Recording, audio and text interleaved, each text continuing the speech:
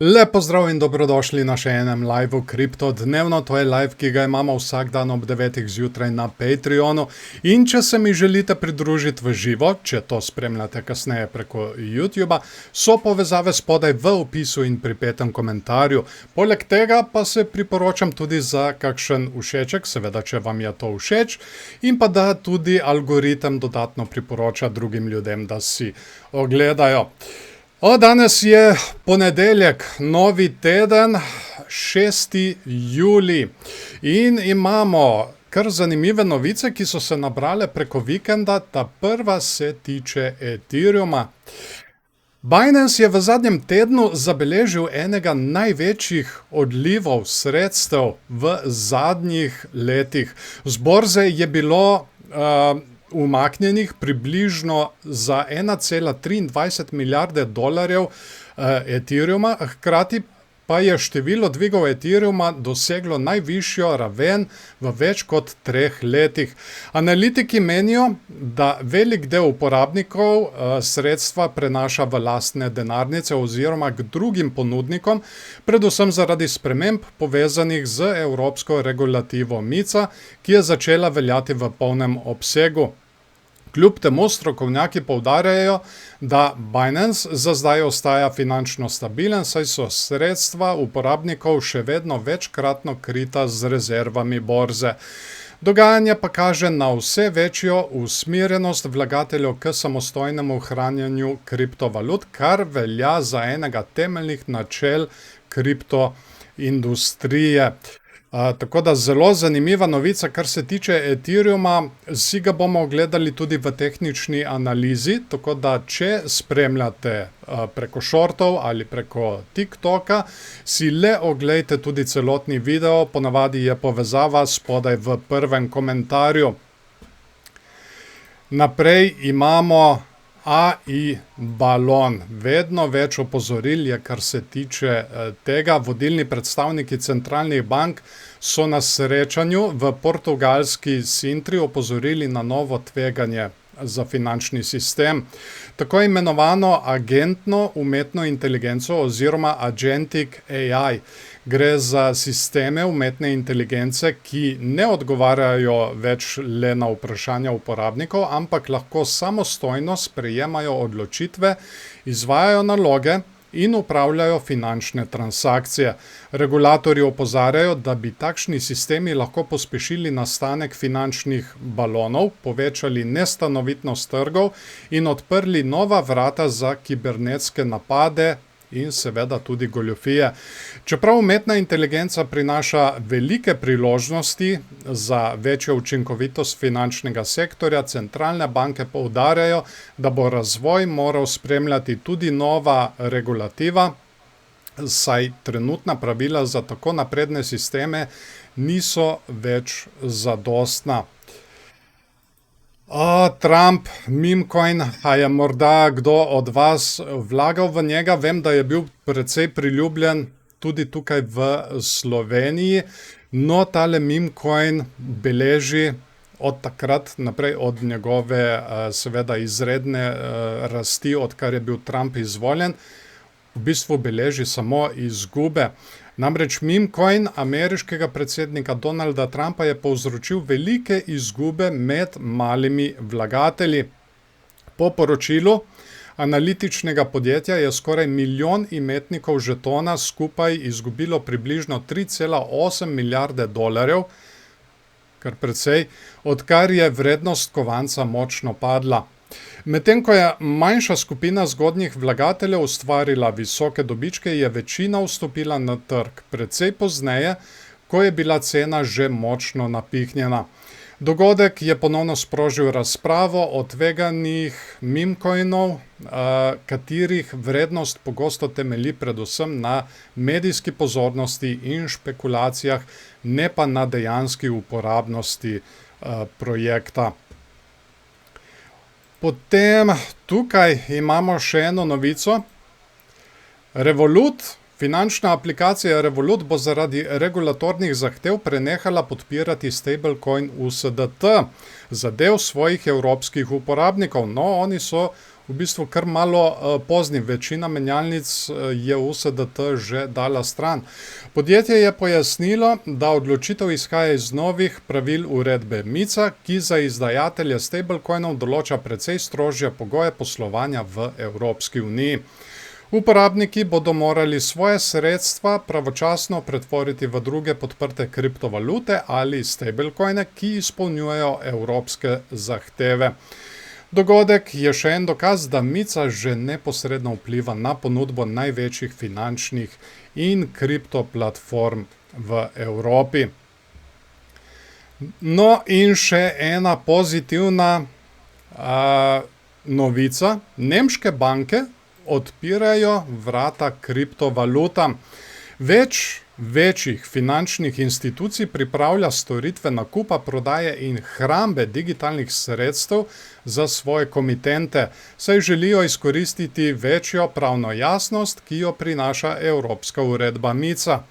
Tradicionalne banke tako vse bolj vstopajo na področje, ki je bilo še pred nekaj leti skoraj izključno rezervirano za specializirane kriptoborze. Analitiki ocenjujejo, da bi lahko prav vključevanje velikih bank pomembno pospešilo množično uporabo kriptovalut med običajnimi uporabniki in institucionalnimi vlagatelji. Torej, Nemčija zdaj že kar odpira vrata, slovenske banke pa so v bistvu trenutno še kar zadržane. Bomo videli v bližnji prihodnosti, če si bodo kaj premislile, ampak zaenkrat ne kaže na to.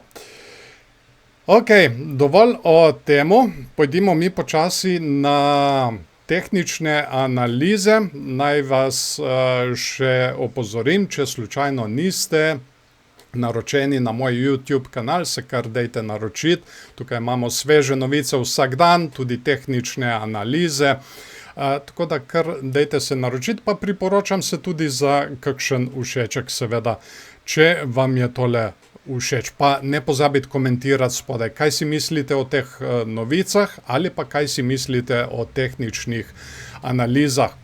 Ok, poglejmo najprej. Bitcoin, tukaj imamo 15-minutni časovni interval in pa 4-urni časovni interval, najprej 15-minutni.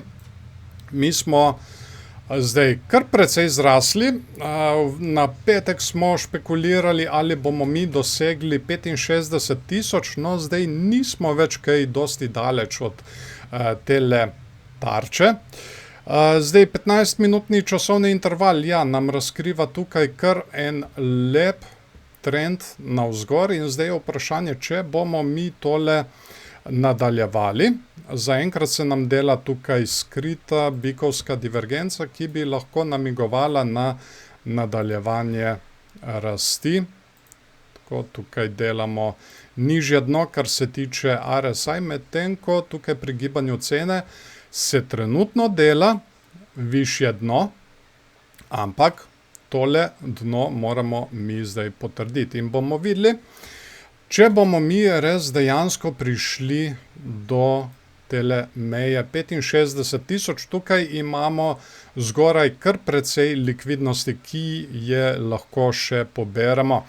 Kar se tiče dolgih, kratkih pozicij, vidimo tukaj v tej konsolidaciji na zadnje je bilo kar precej kratkih pozicij, ki so bile po mojem pobrane, ker naj bi imeli stop losse večinoma tukaj nad tem vrhom in točno to smo šli potem pobirati na tam nekje 63.500. Tako da ja, zaenkrat lep trend navzgor, skrita bikovska divergenca. Bomo videli zdaj, če bomo mi šli naprej do 65.000. Poglejmo si zdaj še 4-urni časovni interval. Mi smo na petek, sicer na dnevnem časovnem intervalu, označili tale padajoči klin. To je bikovski vzorec.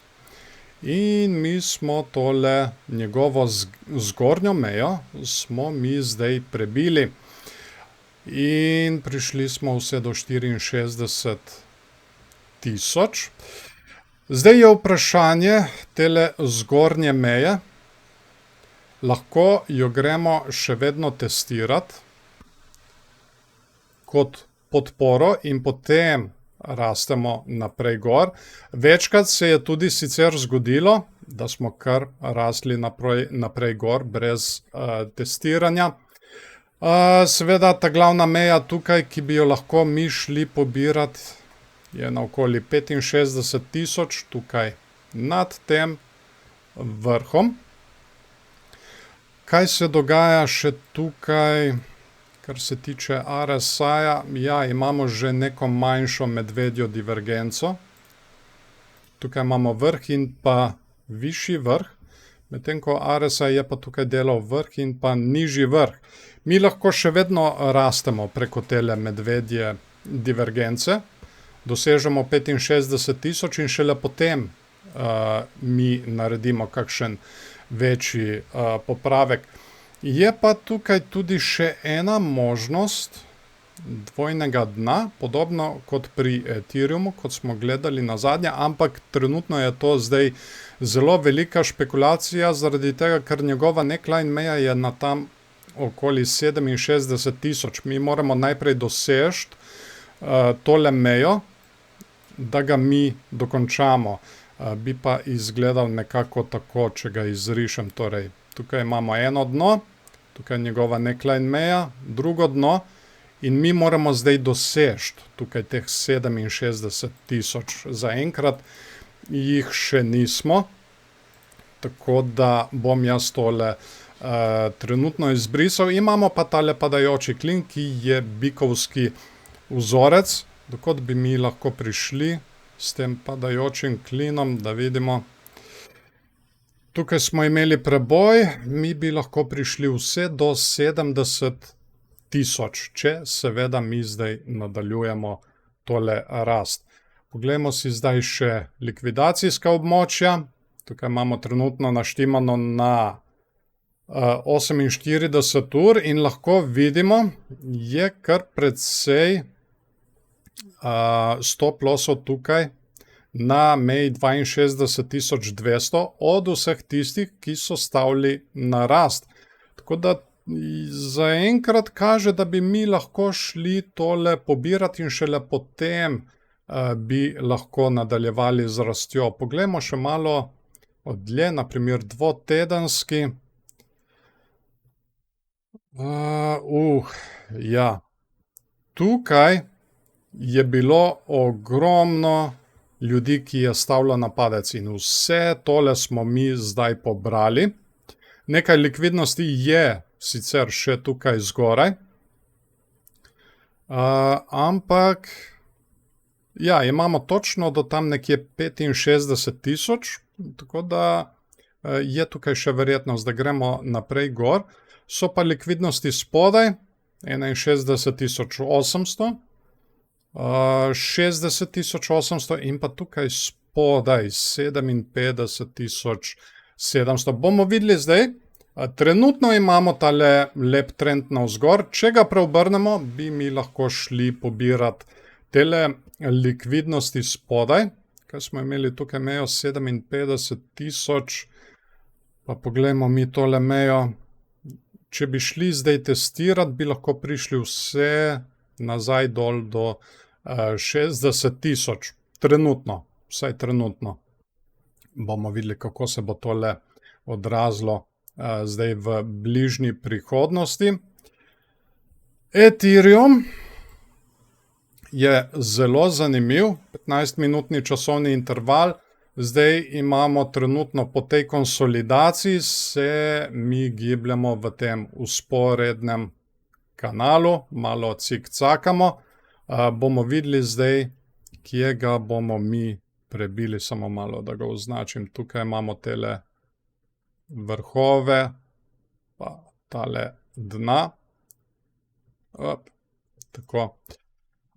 Tako da mi se trenutno gibljamo v njem, še vedno lahko gremo dol na njegovo spodnjo mejo, ki je na tam nekje 1759 in potem bo treba tukaj gledati, ali bomo mi imeli odboj in nadaljevali v tem kanalu in ga morda prebijemo navzgor.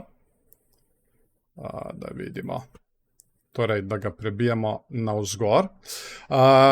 Je pa tukaj ena nevarnost, na katero moram opozoriti, in to je, da mi morda delamo tukaj dvojni vrh, to je medvedji vzorec. In zdaj smo tudi zelo blizu njegove neckline meje, tukaj na 1750. Zdaj, če jo prebijemo, bi to lahko upoštevali kot znak za preobrat v tem trendu, te rasti, ki smo imeli prejšnji teden, in bi lahko potem padali naprej dol in pobirali vse likvidnosti, ki so tukaj spodaj. Ta prva, ta večja, je na tam nekje 1689. In v zadnjem času tukaj je bilo tudi kar precej stav na rast, kar se tiče Ethereuma. Zelo zanimivo in seveda kar precej stav na rast točno tukaj na njegovi neckline meji. Tako da tole bo zelo pomembna meja. Če jo izgubimo, bi obstajala večja verjetnost, da mi gremo pobirati tudi vse tele likvidnosti tukaj spodaj, ki jih imamo označene. Malo jih moram pobrisati, preveč se jih je nabralo. Kaj smo rekli? 1687, potem tudi tukaj 1599. To bo treba zdaj paziti, kako se bo tole razvijalo zdaj v bližnji prihodnosti. Tukaj imamo zdaj še 4-urni časovni interval in mi smo na petek označili tudi tukaj na dnevnem časovnem intervalu, ampak je podobno tudi na 4-urnem časovnem intervalu tole ogromno dvojno dno. Tako da Ethereum zaenkrat izgleda kar pozitivno. Mi smo celo prišli tukaj zgoraj skoraj do njegove neckline meje, do tam nekje 1800. In zdaj bo treba spremljati, ali bomo mi tole prebili, rasli še naprej gor, testirali tole kot podporo, dobili odboj in potem seveda rasli naprej gor, kjer je ogromno likvidnosti, kar se tiče Ethereuma. Obstaja tudi tale scenarij, ki smo ga videli zdaj že kar nekajkrat v bear marketu, da mi tole prebijemo in potem izgubimo njegovo neckline mejo. In v tem primeru bi bili biki bi lahko bili zelo kaznovani. In potem še tretji scenarij, medvedji, da smo mi zdaj zavrnjeni od tele meje 1800 in padamo naprej dol. Zaenkrat RSI, da vidimo. RSI zaenkrat izgleda kar ok.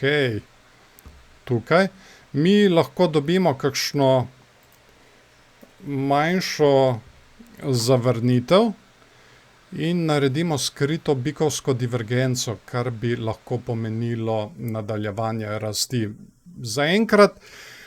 Zaenkrat je zelo neodločeno, kar se tiče tega. Treba bo spremljati tole mejo 1800. Je pa ogromno likvidnosti tukaj spodaj. Precej ljudi je stavilo na rast. Tako da to bo treba paziti, kar se tiče Ethereuma, da ne bomo mi slučajno šli pobirati tukaj dol tega.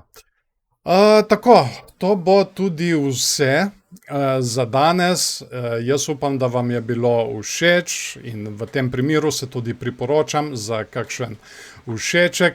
Poleg tega ne se pozabiti naročiti na moj kanal, da ne boste kakšnega posnetka tega live zamudili.